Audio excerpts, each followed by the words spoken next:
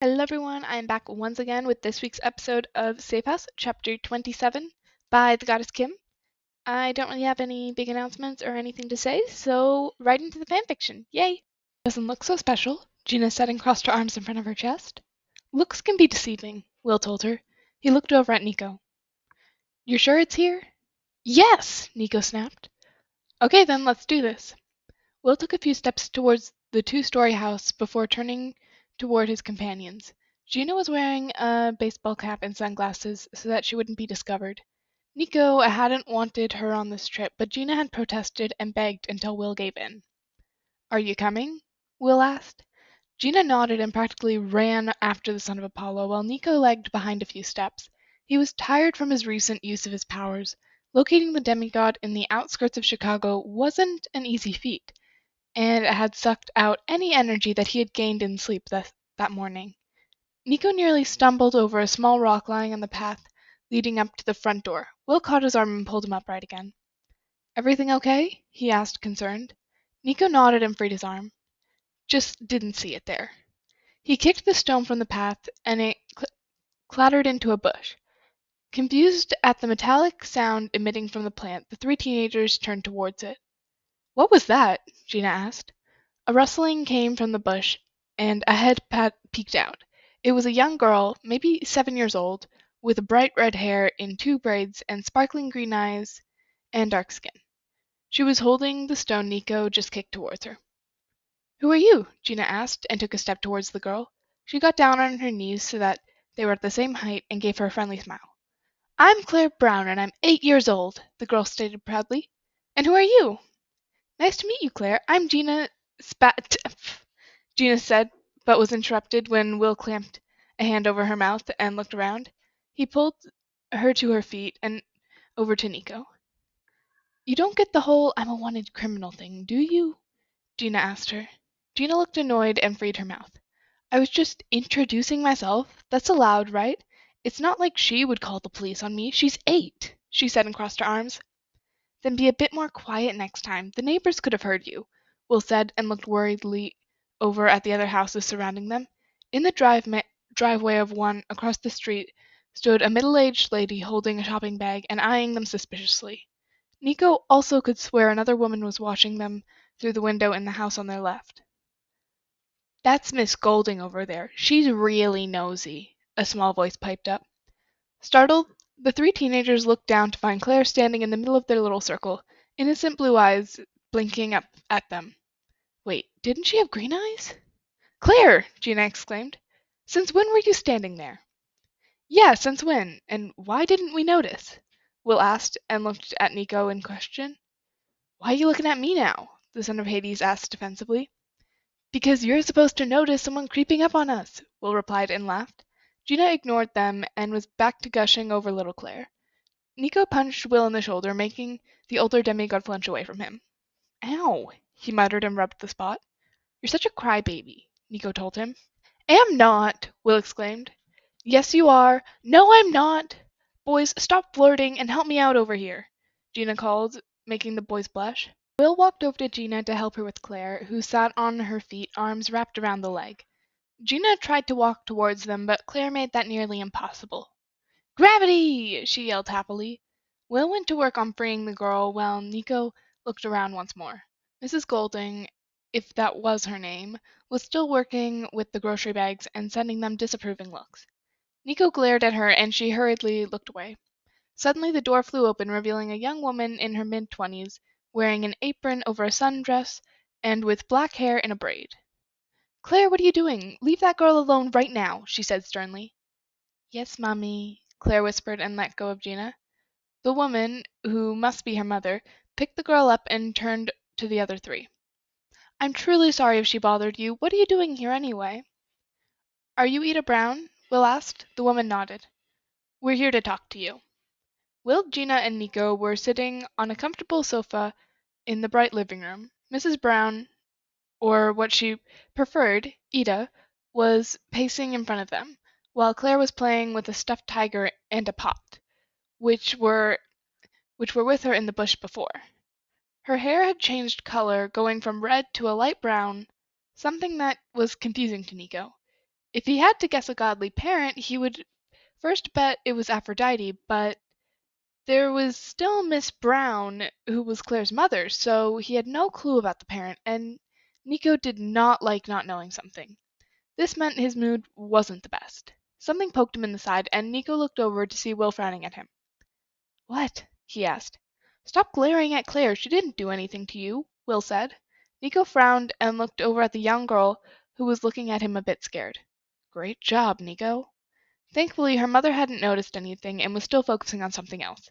Gina gave Nico a disapproving look and slowly walked towards Claire to distract her. "So is it truly time? I had hoped I could keep her for longer," Ida Brown said, and looked at her daughter with sad eyes. "She can of course return after summer break ends, but for now it's the safest thing we can do," Will said with a gentle tone, and gave her a comforting smile. They had explained to Ida that they were from a summer camp in Long Island for special children. She had told them that she knew that they were demigods, and also she knew what the camp was. That made the job a lot easier. Ida sighed and sat down on the other sofa facing them.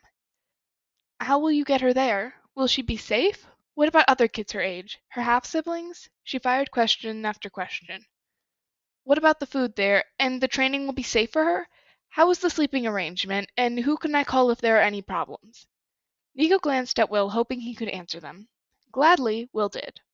"We'll take an Amtrak train to New York this evening, and then a camp van to Long Island. We'll make sure she gets there unharmed. If anything happens, I'm a healer, and Nico is a very good fighter, so she should be fine." "This evening already?" Ida exclaimed. "Can't she go on Monday? And by train? Won't that take very long?" Nico sighed. He was really annoyed by this woman. "This trip was planned before we knew we had to pick her up. Sorry. And Monday is too late. We have to take her now." Here Nico pointed at Gina. "To camp as fast as possible. Also, with every day we remain here, with Claire, more monsters will come after her. You don't want that, do you?" The son of Hades knew it sounded a bit harsh, but he didn't care. Will glared at his boyfriend before saying, "Our driver is currently unable to, well, drive, and shadow travel is out of the question, seeing as Nico is not in any condition to go to four people safely to New York." Obviously, Ida finally saw sense and nodded. "And you don't have to be afraid of the other children there. They are all a very nice and welcoming bunch," Will finished. Nico nearly laughed at that. "Welcoming, sure, if you were a son of Aphrodite." Ida mumbled something, and the boys couldn't hear, and then turned towards Claire. "Hi, sweetie. These three are here to take you to a really nice place for the summer. What do you say? Eh, What do you say? Do you want to go upstairs and pack your things?" she said. Claire looked at her with big brown eyes before her glaze flickered to Gina. "Okay, but can she help me?" she asked excitedly. With an "of course" from Gina, the two of them left for the room. Ida turned towards Will and Nico. "I don't want her traveling with strangers, so tell me something about you," she said.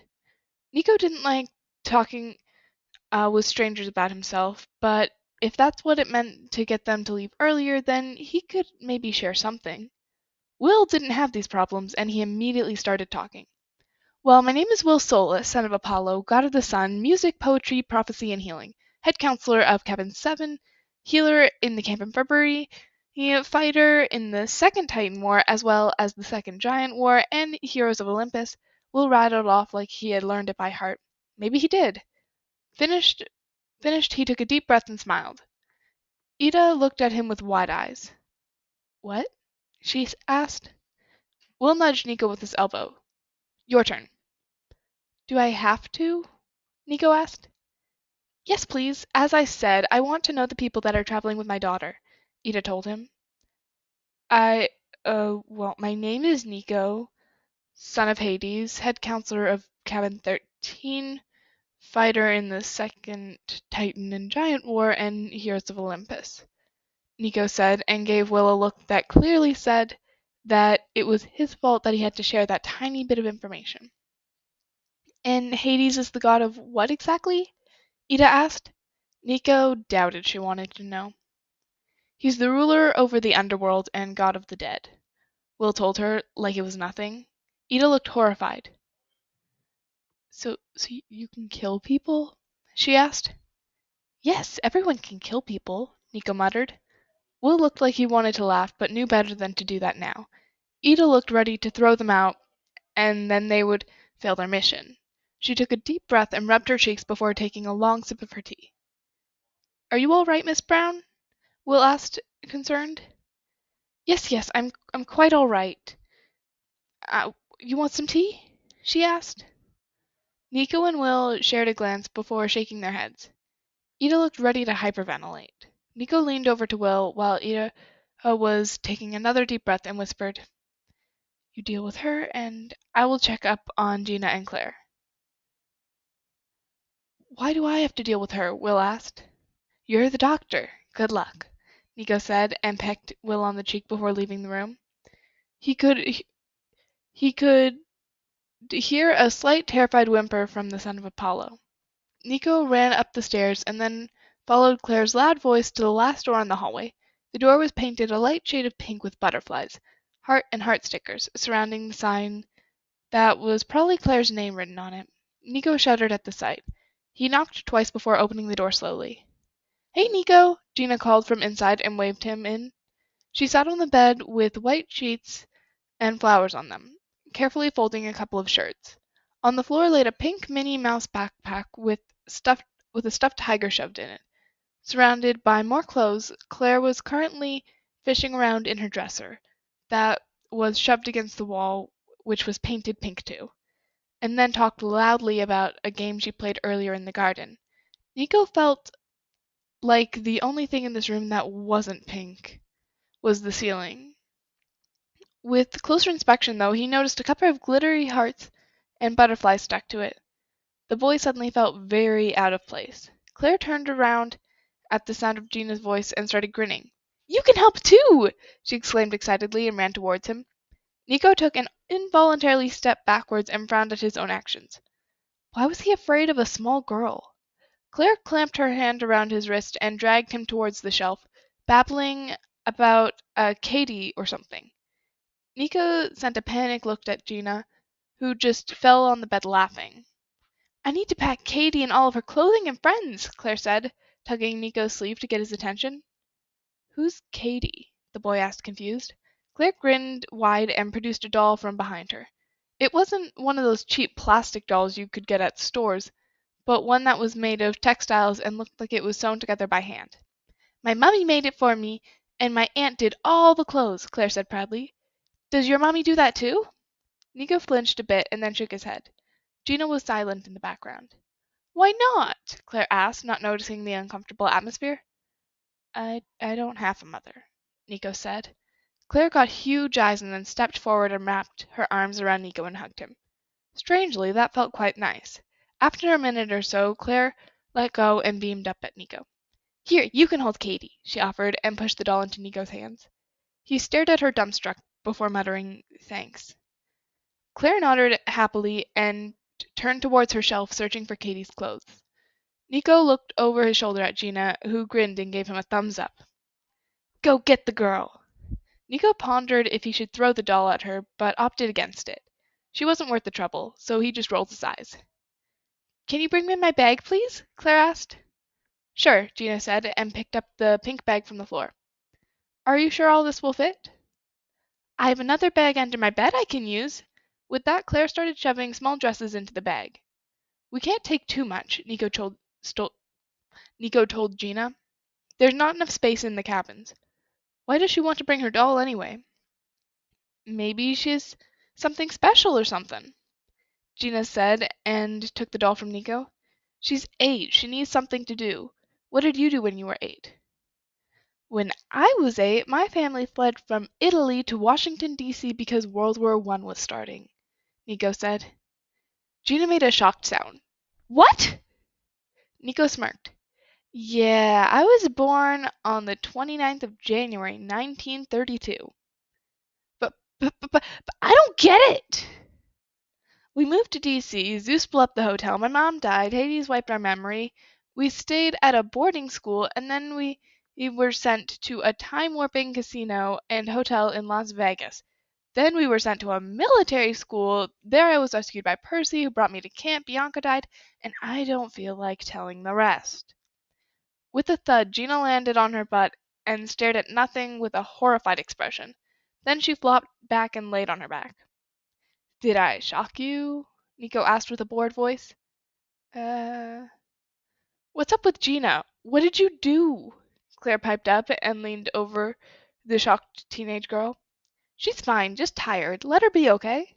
Nico said to the girl and steered her away from Gina. How about you pack the rest of your stuff? Claire nodded and raced towards her dresser, completely forgetting about Katie's clothes. Nico sat down next to Gina and looked at her concerned. Hopefully he didn't shock her too bad. You're 80 years old, she said, staring at the ceiling. 97, actually, Nico said. Gina started giggling like mad. You're as old as my grandpa, she laughed. Nico smiled slightly. She was all right. I'm finished, yelled Claire and jumped in the middle of them. She was now sporting bright pink hair and green eyes. She sat down between Gina and Nico and picked up Katie and started playing with her. Aw, look at you. Nico, ever the ladies' man, said a familiar voice from the doorway. Shut up, Solus! Nico yelled at him and flung one of Katie's shoes at his head. Laughing, Will dodged the attack. Oi, mister, go bring Katie's shoes back, Claire said sternly and stemmed her hand on her hip. She had a slightly unsettling glare on her face, her hair darkening. Yeah, sure, okay, Nico said and got up. Why was he listening to an 8-year-old? He didn't know. Tell me if you need help, Gramps, Gina giggled and got a reward for that with a glare. Nico strode over to the door and picked up the stupid pink shoe and returned it to Gina and Claire. Will was laughing like crazy in the hallway and Gina was giggling. Here's your shoe, m'lady. Nico offered the shoe to Claire, who lost her glare and looked delighted. Well, thank you, kind sir. She giggled, leaned forward, and gave Nico a short kiss on the cheek before going back to play like nothing had happened. The son of Hades was so shocked he forgot to breathe for a few seconds. Will had stopped laughing and sat down next to the other three. He gave Claire a fake stern look and said, You might be a lady, but you can't steal my guy. Then he leaned over and pressed a kiss on Nico's other cheek. Claire giggled in delight, and Gina was laughing, rolling on the floor and all. Nico was completely confused and looked from Will, who was smiling smugly, to Gina, who was wiping tears from her eyes, and then to Claire, who was innocently playing with Katie as if she didn't get what was happening either. What? Gina stopped laughing but couldn't hold in some giggles. Do I have to kiss you now too? Apparently I'm the only one who didn't. Nico looked horrified. Please, no. That was Safe House, chapter 27 by the Goddess Kim. I do apologize. I know there was some breathing into the mic or something like that, and the audio wasn't the best. I'm hoping next time it will be better. But I hope you still enjoyed, regardless of how bad my audio was. I'm sorry. Okay. So no other announcements beside that, so don't forget to like that I know you enjoyed. Share to all of your Percy Jackson and Solangelo obsessed friends. Subscribe so you don't miss the last few more chapters of this series and the next series and all the series and one-shots to come after that. And comment so that I get to read how much you enjoyed, and I think that's it. Like, comment, subscribe, share. Yep, that's it. And I will see you guys next time, next week. Have a great day. Bye.